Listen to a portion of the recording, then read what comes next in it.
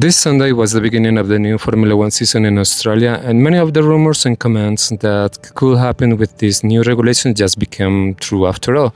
Mercedes was dominant, and the 2014 fears came back again as were nightmares to many in the paddock and the fandom. At this first stage, I think that it is still early to get into that conclusions, and overall, after the Ferrari battled for the podium in the first laps, gave us a hint of what could happen in the next few races. But let me be clear, even though the first laps were fun and tension in between Charles Leclerc, George Russell and followed closely by Hamilton, there was something off in the way that it happened.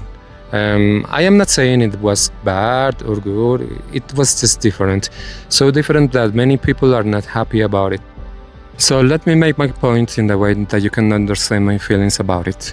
I started watching Formula One in the rainy mornings of the year 1998, when Mika Hakkinen was battling against his teammate David Coulthard and mostly against a young Michael Schumacher in order to get his first world championship. And the feeling that hooked me up to this sport was that those guys were risking their lives in order to become the best of the best. Don't get me wrong, I celebrate that the security measures in the last decades had made this sport as safe as possible, and we can celebrate the lives of the drivers like Zhou Guanyu and mostly Romain Grosjean after his horrific accident in Bahrain a few years ago.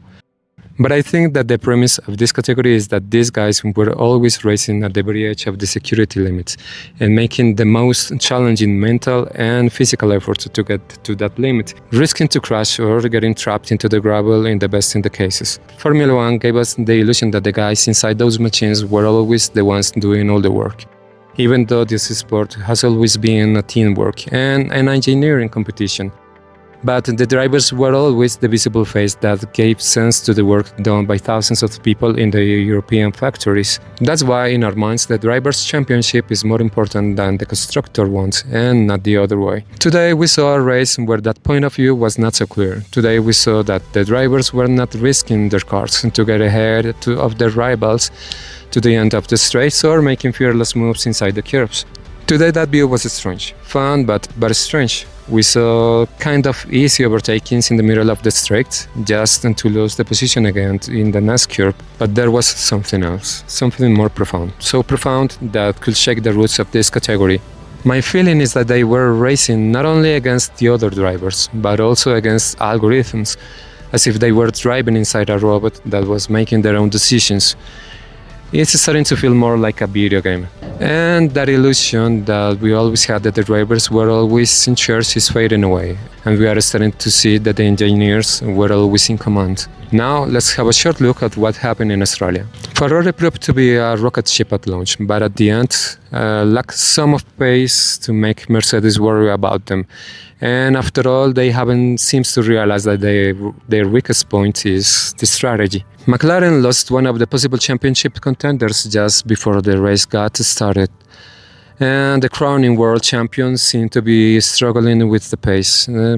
They still need to understand how to get advantage of the Mercedes power unit. Max Verstappen was really amazing coming from the bottom of the parade, just to stay behind Norris and make him uncomfortable about his presence. And I feel sorry about the Hadjar abandonment. It was really amazing that the second Red Bull driver had a great debut in the team after Sergio Perez and mostly Daniel Ricciardo set the bar high enough for any Red Bull driver as a Max Verstappen teammate. Lindblad did an outstanding debut in his first ever Formula One race and given a hard time for a few laps to Max Verstappen just before the overtaking. Colapinto showed us in the launch that the things could get really messy due to the difference in the power and delivery that those power units have. Fortunately, he was fast enough to avoid havoc. Cadillac did a good debut after all. Let's remember that this is their first ever race in the category and we were expecting this as outcome. And Aston Martin, well, I guess that it was taken as a precision test. They weren't getting into the pit and adjust things and then getting out to figure things out. And this is my conclusion. Formula One is after all a testing field for new technology to get applied in the future for the automobile industry. But they have to realize that they owe their past, present, their future and reputation to the show and the fans. I hope that they can figure it out in the best way possible for the sake of the spectators, the driver and the show. This is Alex from Art and Racing and have a good day. Bye. Oh, and let's talk about the art project. At this moment, at this point, I am starting with the project for the McLaren poster, and I am starting just doing the sketches for London Norris.